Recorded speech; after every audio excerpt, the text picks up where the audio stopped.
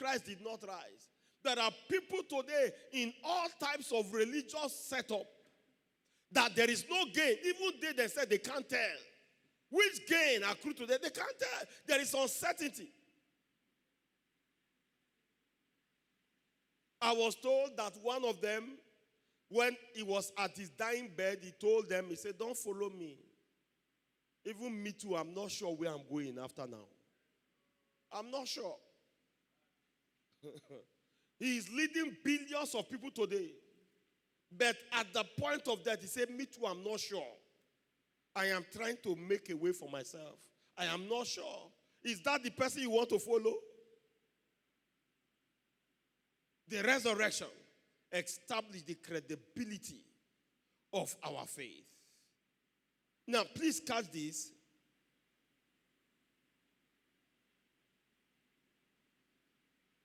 This faith that we are in has been revealed to us by Jesus Christ himself.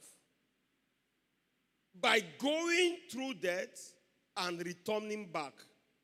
Number two, benefit of the resurrection power. It establishes our justification from sin. Establishes our justification from sin. What do we mean by that? It was said concerning Abraham, so that we can pick up from somewhere to understand what we are saying. In Romans chapter 4, 22 to 24, he said, and therefore it was imputed to him for righteousness. Imputed there means it was charged to his account. Charged to his account for righteousness. Now, in verse 23, say, now it was written, not for his sake alone, that it was imputed to him, but for us also, to whom it shall be imputed if we believe on him that raised up Jesus, our Lord, from the dead. Now, what do we mean by this thing being imputed to him? What do we mean by establishing our justification from sin?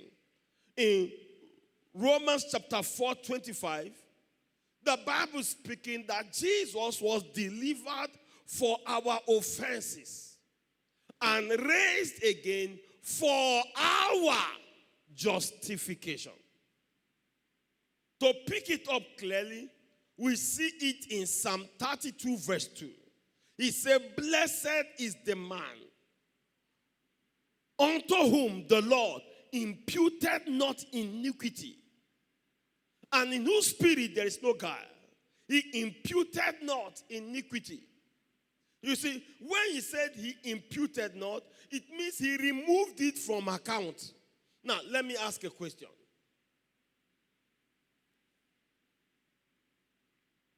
If you go to your account today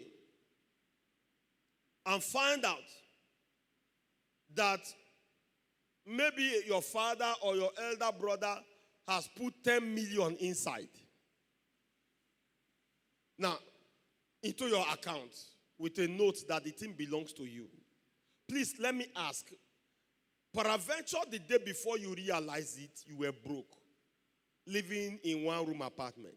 Now you found 10 million in your account. The next day. And they say it's from your elder brother or from your father or from your uncle or from somebody. Let me ask, has your status changed? I can't hear you now. Those of you hooked up online, can you respond to me? Has your status changed? There is a change of status. Now, did you have anything to do with it? No. That thing put there have been placed in your account by somebody else. It changed your status, yet not by your power. Am I talking to somebody here? Now, hear me. When we talk of justification, it is sin is not charged to your account. Rather, when you check your account, you find out that righteousness has been paid into your account. In other words,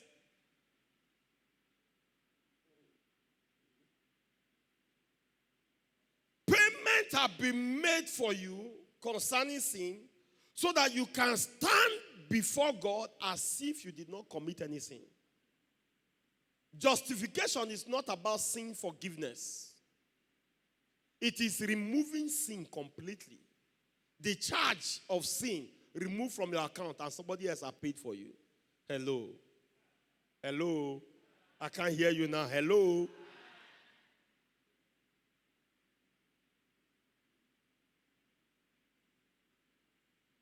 Let me use this example. Where I go to have my hair cut, I have one of us here who always pays. I'll get there and I want to pay. And the young man will tell me, Brother Soso was here earlier, and he said if pastor come, he should not pay any money. I've not been paying any money for cutting my hair. Now, I am experiencing some benefit, but it's not to my account. Am I talking here? When you are justified, God took care of anything that wants to step you down. Now, why am I emphasizing this? You need to understand that by justification, you have no debt to pay. He has paid all the debt that you owed. He himself did not owe any debt, but he paid the debt that you and I could not pay and erased it from our bill. We are not owing anything. Isn't that wonderful? Hear me. Every religion has doubt about right standing with God. Some religions will tell you that you need to reincarnate 7 times before you can stand sound before your Creator. So you must come back again. Some of them will say, you come as a human being, you come back as a cow. Another time again, you come as a cockroach. Another time, you must come like that 7 times before your sins are purified. Some other religions will tell you that, well, you know, there is a place called purgatory, that after death, you go there and you will pay for your sin until finally, after you have paid, you now enter into heaven. It's because they lack an understanding of the justification program of Jesus Christ for his children. Ladies and gentlemen, you cannot pay for your sins. You know, God was speaking through David in Psalm 130 verse 3. He said, if thou, Lord, shouldest mark iniquity, who shall stand? Who shall stand? I laugh when some people talk about, you know, their self-righteousness before God. They think heaven is about how much good you have done. You know, somebody will tell you that, well, me, I'm not really a sinner. The only thing is that I smoke. I don't kill anybody. I don't fight. I don't do this. I don't do that. Hear me. Whether you don't smoke, you don't fight, you don't do anything, as long as you are born on this earth, you are born a sinner. It is a thing in the blood. It's a nature thing. It's not just an attitude. It's what? It's a nature. What Christ came to do is to remove that nature. It's called the sin nature. To impute into us his divine nature. You can't pay for it with your works. It's just like standing before the judge. And then they have accused a man of killing another man. And the judge said, do you have anything to say before I sentence you? And you know the sentence for killing another man is death. Am I talking here? And then you raise your hand and say, excuse me, sir. Say what? I just want to plead with you to consider. This is the first time I'm killing anybody. I'm 40 years old. I've never killed anybody before. This is the first time.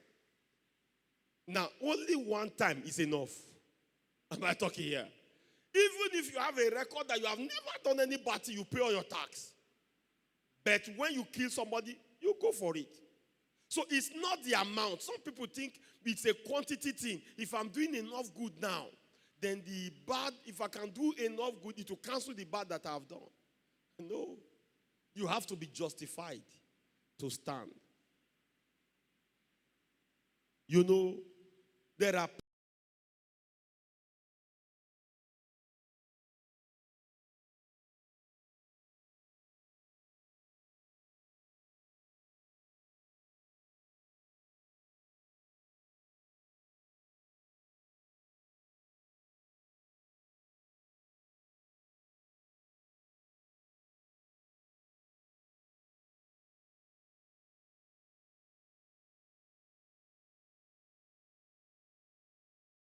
places people go to, and then you have a family name that is well known there. When they say introduce yourself, you will speak your name with some emphasis because you know that they know the name of your family.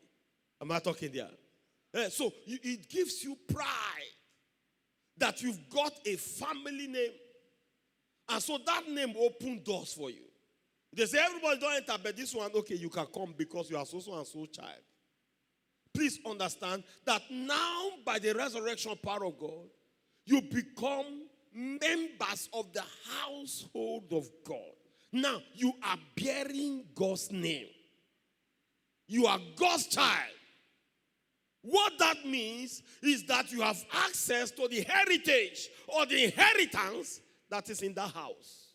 Whatever greatness is associated with that house, then it's associated with you because you are a member of that household. In Ephesians chapter 2, verse 19, he said, now therefore, ye are no more strangers or foreigners, but what? Fellow citizens with the saints and of the household of God. That is your new status. This is where you belong. You are now fellow citizens with Jesus of the household of God. Let me declare, I'm not a bastard. No, I'm not a vagabond. I come from this family. I'm a citizen. Hear me, you didn't pay for it. You couldn't pay for it. It had been imputed to you. It's one of the benefits of resurrection. In Hebrews chapter 2, verse 10 to verse 11, he said, for it becometh him for whom are all things and by whom are all things, in bringing many sons unto glory, including you and I, to make the captain of their salvation perfect through suffering. So we came into this family by his own suffering. And in verse 11, he said, for both he that sanctified and they who are sanctified, all of one, for which cause, read with me, he is not ashamed to call them brethren. You know what Jesus calls you? My brother, my sister, my younger brother. In the sense of family. In the sense of what? Family. Now, do you know you can refer to Jesus anywhere as your elder brother? It's as serious as that. He is not ashamed. He is the one that first called us brethren. It means members of the same house. We are from the same family. That's what Jesus is saying. So you can say Jesus is my elder brother. Now, the religious people will not understand what you are talking about because they have no idea of the price that have been paid for you, for your status to be upgraded. From being aliens, from being foreigners, we have now become partakers of the household of God. What that means is that you are now God's responsibility. And you know what the Bible says in 1 Timothy 5:8? It said, if anybody does not provide for his house, that person has denied the faith and is worse than an infidel. Now, God owes you. Hello. What that means is that God is bound to take care of you. If you don't take care of your children, we will call you irresponsible. If God cannot take care of you, he is irresponsible. Because he said, you are children of his own house. Every father knows what responsibility is. He will take care of you. In the name of Jesus Christ. This morning is good news. God will take care of you. Number 4, blessing. Resurrection power establish our open access to revelation of the truth. It establishes our open access to revelation of the truth. When Jesus shouted on the cross in Matthew chapter 27, 50 to 53, the crucifixion account at the latter point, he cried again with a loud voice, yielded up the ghost, And behold, the veil of the temple was rent in twine from top to bottom, and the earthquake and the rocks rent. Now, what is he talking about? For those of you that know the Old Testament temple, there is a thick curtain that separates you from the Holy of Holies. There is the holy place and there is the Holy of Holies. The Holy of Holies is where the Ark of the Covenant is kept. Inside the Ark, you have the tables of stone. You have the rod of Aaron that budded. You have those items inside the ark. No man was permitted to open the ark to look into it. Now, the ark represented the actual physical presence of God with Israel. It is to this ark that they gather and they make sacrifice. Because you see, you have the cherubims over the mercy seat. That is where the high priest must put the blood once every year as he goes into the Holy of Holies. He puts the blood on the ark in between the cherubims. If the sacrifice is accepted, the man will come out alive. If sacrifice is not accepted, they will pull him out dead. It was the high place. Now, that is where the presence of God was. But after Jesus gave up the ghost, the Bible says that that curtain was torn into two. Not from bottom to the top. That would have been a human hand. Because about 12 feet, I was told. But it is from top to bottom. A higher hand opened the curtain. What that means is, I'm no longer going to dwell in the ark anymore. I am now moving out to inhabit the life of men. At that particular point, you and I became the temple of the living God. Hallelujah. Is somebody excited this morning? Now, hear me. If nobody can mess around the ark, anywhere the ark enter, victory enter. Now, anywhere you enter, victory has come. Because now you carry him in your physical body. What are you doing now? You carry him in your physical body. Now, with that, you have access to know everything. He opens everything up. God does not want you to live your life with confusion. He wants to show you everything. That is why I told them in Jeremiah 33 verse 3, he said, call unto me, I will answer you. And I will show you great and mighty things that you don't even know. Hear me, you that you are seated here right now, there are great things associated with your life. I pray today by virtue of this resurrection, may the Lord open your eyes to see all of them.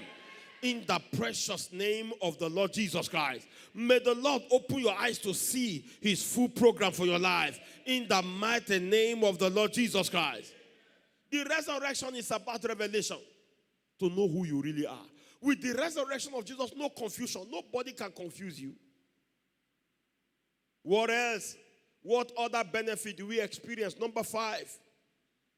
Resurrection power quickens our mortal bodies unto health and vitality. It quickens. To quicken them means to make alive. In John chapter 20, verse 21 to 22, Jesus said unto them again, peace unto you. As my Father sent me, even so I send you. And when he has said this, he breathed on them and said unto them, receive ye the Holy Ghost. There is a spirit inside of him. He poured it into them. Please take note. He breathed into them. He said, now, receive the Holy Ghost. Immediately he said, as my Father sent me, I'm sending you. He gave them something that the Father gave him. He said, receive it now, so that you can get the same result. It was from here that Paul told us in Romans 8, verse 11. He said, if the spirit of him that raised up Jesus from the dead dwell in you, he that raised up Christ from the dead shall also what? Quicken, make alive your mortal bodies. By what? By his spirit that dwells in you. He released it into the... He said, by that spirit, the same way the Father sent me, my body was not broken. The same way I send you. no one of you here shall be a victim of sickness. Let me hear a good amen here. We have become the children of God. And how does he describe it in verse 17? He said, in verse 17 of the same chapter, he said, and if children, then heirs. Heirs of God. And it gets better. If you can take this one. He said, joint heirs with Christ. If so be we suffer with him, that we may also be glorified together. Heirs of God. He said we are children. If we are children, it's good. But now we are not just children, we are heirs. We are entitled. To be an heir means you are entitled to inheritance. That's an heir. And then it's really wonderful. Then he now say, hey, the thing is another type of heir. We are joint heirs with Jesus. What that means is not equal distribution. That's co-heirs. If they distribute the inheritance equally, it's co-heirs. 10 houses, 5 houses for you, 5 houses for your brother, co-heirs. But joint heirs means 10 houses, 10 houses for you, 10 houses for your brother. You own everything together. Anything Jesus owns today, you owe it together. Can we declare it today? Anything Jesus owns, we own it together. Is that sounding like wonderful to somebody? Those of you hooked up today, I'd like you to know that you are not a destitute. Anything Jesus owns today, you are joint heirs together with Christ Jesus. Celebrating. Now, what that means is if Jesus cannot get sick, we own the thing together. If Jesus cannot be broke, we own it together. If he cannot fail in any assignment, then I can never fail in any assignment. Why? We are joint heirs. We are enjoying anything that God has given him together. Romans chapter 6 verse 4, he said, therefore we are buried with him by baptism unto death, that like as Christ was raised up from the dead by the glory of the Father, even so also we should walk in newness of life. Let me hear a good amen. Number 6, resurrection unveils the access to God's plan and purpose for our lives. You did not arrive here as an experiment. When you came in here, God put a program for your life.